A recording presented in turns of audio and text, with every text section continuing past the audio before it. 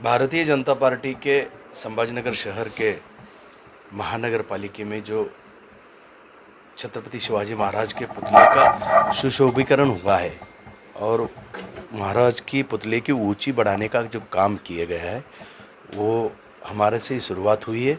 हमारे जो सभापति थे माजी राजू जी शिंदे, उन्होंने वो ठहराव राज्य शासन को भेजा और हमारे जो मुख्यमंत्री थे देवेंद्र जी फडणवीस, उन्होंने उसको मंजूरी दी है। तो हमें तो ऐसा लगता है कि भारतीय जनता पार्टी ने जब ये काम किया तो राज्य में भी उन्होंने शुरुआत ही ऐसी की है कि अरबी समुद्र में बड़ा स्मारक छत्रपति शिवाजी महाराज का खड़ा करने का प्रयास जो काम किया है, उसका उद्घाटन किया है देवेंद्र जी फडणवीस मुख्यमंत्री होते हुए। तब उस उद्घाटन के समारोह में मैं था और जब मैंने देखा मेरे आंखों से, उन्होंने राजा के सब वंशजों को कलेक्टर के हाथ से, कलेक्टर उनके घर पे जाके निमंत्रण दे के आया। इतना सम्मान राजा के जो वंशज थे उन्होंने किया और उससे ज़्यादा सम्मान जो उस स्मारक में वो ये बनाने वाले हैं वास्तु विशारद और कारागिर, जो वो स्मारक बनाने वाला है, उनका पहले ही इतना बड़ा सत्कार किया है। हमारा एक कल्चर है कि हमारे जो भव्य वास्तु बनाने में जो हदबार लगाते हैं, जिनके वजह से ये सब कुछ दिखने वाला है दुनिया को, तो उन लोगों जो पर्दे के पीछे रहते हैं उन लोगों का सम्मान, उत्साह और उनका स्वागत करना ये हमारा कल्चर है। और उस कल्चर के हिसाब से कल मेरे को इनका सत्कार होना चाहिए था। मेरे को आप ये बेचारे कारागिर है, वो तो चाहते हैं कि लोगों के चेहरे पे उनके बारे में क्या है वो देखते हैं। वो नेता के चेहरे के सोचते नहीं, नेता का हार का भी सोचते नहीं। लोगों की तालियां, लोगों की आनंद, उनको उनका सर्टिफिकेट रहता है। लेकिन मैं चाहता हूं, हम राजनेता है, राजनेता में जो हमारे साथ इसमें सहभागी है उनका सत्कार होना चाहिए था कल। लेकिन आपने देखा प्रोग्राम तो ऐसा बनाया, जान पे आया हुआ जैसा बनाया, कुछ भी उत्साह नहीं था। कौन आया कौन गया किसने किया पता नहीं। 9 बजे पर्दा निकल गया महाराज का। तो हमने तो छत्रपति शिवाजी महाराज की जो महोत्सव, जयंती महोत्सव समिति थी, उनके वहाँ लेके पूरा आनंद लिया, उनके मंच पर जाके उन आनंद लिया। हमारे सभी पदाधिकारी भाजपा का उनका आनंद लिया। हम सिर्फ शल्य हमको ये था कि सत्कार किसका हो ना हो, चाहे जो उद्घाटन को आया उनका भी नहीं हुआ तो चलता, लेकिन जिन्होंने ये प्रतिकृति खड़ा किया, जिन्होंने ये भव्य देखावा खड़ा किया, उन लोगों के गले में एक फूल का हार तो भी होना चाहिए था। ये शल्य है, नहीं कर सकते वो, क्योंकि उनको उतना उत्साह ही नहीं था। कल के उनका उद्घाटन का उत्साह ही नहीं दिखा। उत्साह तो शिव प्रेमियों का था, क्योंकि वो रहते का राजा था, रहते का उत्साह था। बाकी किसी नेता का उत्साह नहीं दिखा मेरे को। जो करने वाले सरकार थी, महाविकास आघाड़ी का उत्साह नहीं दिखा, ना शिवसेना का उत्साह दिखा। इन्होंने कब करना ये काम?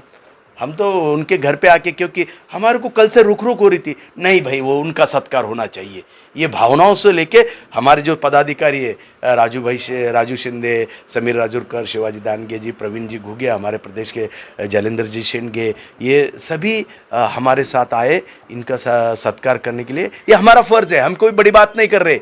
ये हमारा फ़र्ज़ है कि महाराष्ट्र में और दुनिया में इतना विशाल काय छत्रपति शिवाजी महाराज का पुतला कहीं दिखने को मिलने वाला नहीं। ये सिर्फ संभाजीनगर को दिखने वाला है और इनके वजह से, इनके बदौलत, और इनके लिए उनका सत्कार किया। सर, क्रांति चौक पे कल हम आपसे सवाल है, कल क्रांति चौक पे मौजूद थे। कल चर्चा में कई बातें हमने लोगों से सुनी है कि कल के प्रोग्राम पे मतलब ठाकरे जी साहब को और हमारे आपके मुख्यमंत्री साहब देवेंद्र फडणवीस, ये इनको होना चाहिए यहाँ के इतिहास को देखते हुए, खासकर विशेष कर बढ़ाओ इतिहास को देखते हुए और हिंदुत्व को देखते हुए। ऐसा नहीं हो सका, तो क्या माना जाए कि हिंदुत्व में फुट पड़ गई है या कुछ और बात है?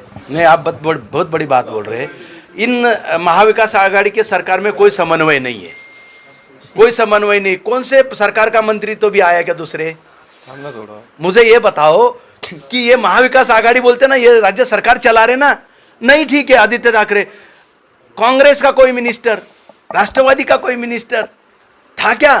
मैं बोला ये सरकार नहीं चल रही, ये इनमें कोई समन्वय नहीं है। इन्होंने उद्घाटन करना, इनका उत्साह भी नहीं था। ये उद्धव ठाकरे खुद ऑनलाइन नहीं आए, इससे और बड़ी क्या बात है, जिस छत्रपति शिवाजी महाराज के नाम से ये सरकार पर आए हैं, उस छत्रपति शिवाजी महाराज का उद्घाटन करने को टाइम नहीं मिला इनको ऑनलाइन, और कोई सरकार में का कोई मंत्री दूसरा आया नहीं।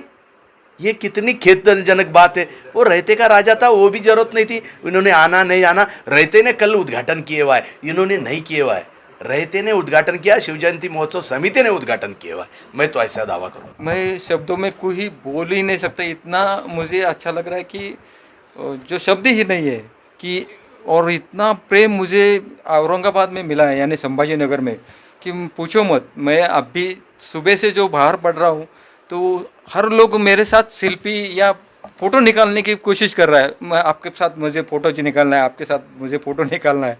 यानी मैं पहली बार ऐसा सोच रहा, मुझे महसूस कर रहा है कि मैं, अरे मेरे साथ फ़ोटो लेना चाहता हूँ, यानी सेलिब्रिटी हो गए ऐसे लग रहा है मुझे।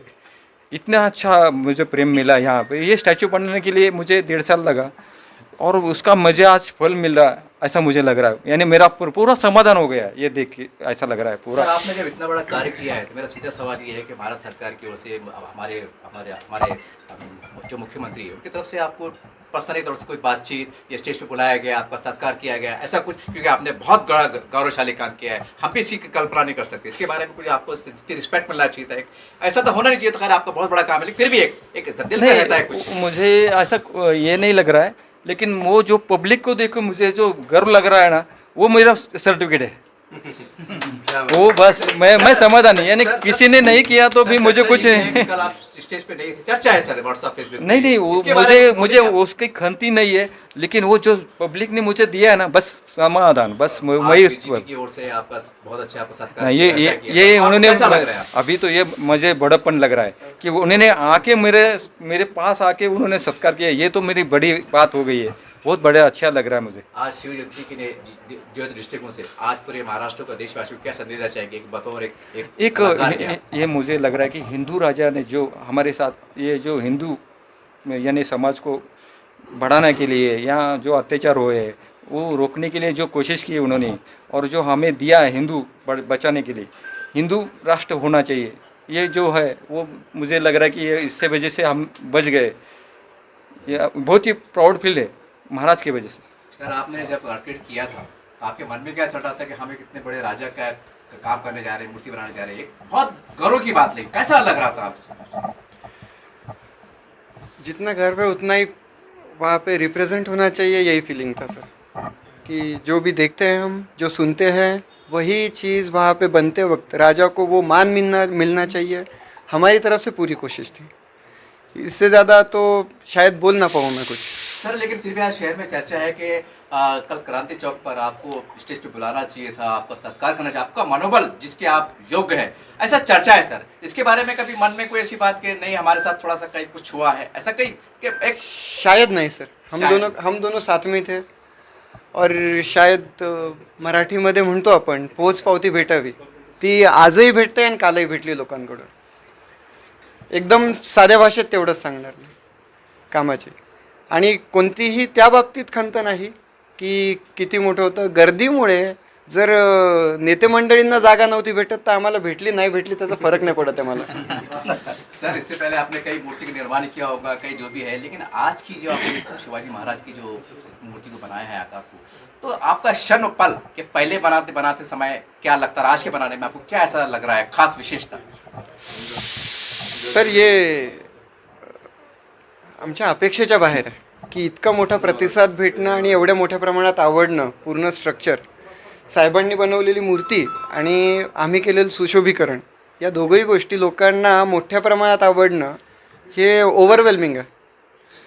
त्यापेक्षा म्हणजे आय डोंट नो मोठा शब्द काय वापरायचे, मी लेखक नाही, पण नक्कीच मी स्वतःला भाग्यवान समजतोय की मी कोणाच्या ध्यानीमयी नसतानाही सुद्धा 2013ला 19 जानेवारी 2013ला छत्रपती शिवाजी महाराजांच्या पुतळ्याची उंची वाढवली पाहिजे यासाठी मी ठराव ठेवला। त्यानंतर शिवसेनेचीच महापौर होते तिन्ही वेळेस। त्याच्यानंतर दुसरा एक ठराव ठेवावा लागला मला, छत्रपती शिवाजी महाराजांच्या पुतळ्यासाठी 2 वेळेस ठराव संभाजीनगर महानगरपालिकेमध्ये ठेवावं लागतं, ही खेदजनक बात आहे। तरीसुद्धा ते 2दा ठेवूनसुद्धा ते होत नव्हतं। मग त्याच्यानंतर अभित भैया देशमुख असतील, विनोद पाटील असतील, पृथ्वीराज भाऊ पवार असतील, समीर राजूरकर असतील, शिवाजी दांडगे, राजू वानखेडे, आम्ही सर्वांनी मिळून मग त्याचा एक पाठपुरावा ठरला आणि एक उपोषणाला बसले. त्या दिवशी जी बी चालू होती. मग आम्ही जी बी बंद पाडून उपोषण सोडवण्यासाठी पदाधिकाऱ्याला तिथं घेऊन गेलो आणि त्याच्यानंतर एक समिती गठीत केली आणि त्या समितीच्या माध्यमातून खऱ्या अर्थाने ह्या कामाला गती मिळाली. आणि इतकं सुंदर म्हणजे अनुभवापेक्षा म्हणजे आम्हाला अपेक्षेपेक्षा सुद्धा चांगलं स्मारक आमचे धीरज देशमुख आर्किटेक्ट त्यांच्या माध्यमातून, आमचे शिल्पकार थोपटे साहेब यांच्या माध्यमातून इतकं सुंदर स्मारक संभाजीनगर शहराला मिळाल्याचा खूपच आनंद आहे.